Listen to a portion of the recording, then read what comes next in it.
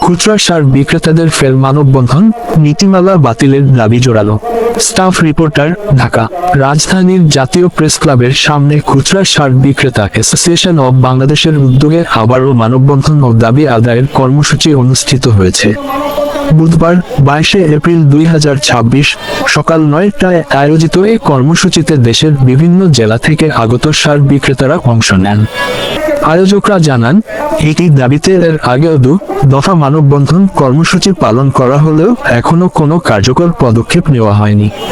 ফলে বাধ্য হয়ে তারা তৃতীয়বারের মতো রাস্তায় নেমেছেন। মানববন্ধনে বক্তারা অভিযোগ করেন, সরকার কর্তৃক আরোপিত সার ডিলার নিয়োগ ও সার বিতরণ সংক্রান্ত সমন্বিত নীতিমালা 2025 খুচরা বিক্রেতাদের জন্য ক্ষতিকর। তারা এই নীতিমালা বাতিল করে সরকার অনুমোদিত কার্যক্রমের আওতায় খুচরা সার বিক্রেতাদের ব্যবসা পরিচালনার সুযোগ নিশ্চিত করার দাবি জানান। বক্তারা আরও বলেন, বর্তমান নীতিমালার কারণে মাঠ পর্যায়ে সার সংকট ও বিতরণের জটিলতার সৃষ্টি হচ্ছে, যা কৃষকদেরও ভোগান্তিতে ফেলছে। তাই দ্রুত সময়ের মধ্যে সংশ্লিষ্ট কর্তৃপক্ষের কাছে দাবি বাস্তবায়নের আহ্বান জানান তারা।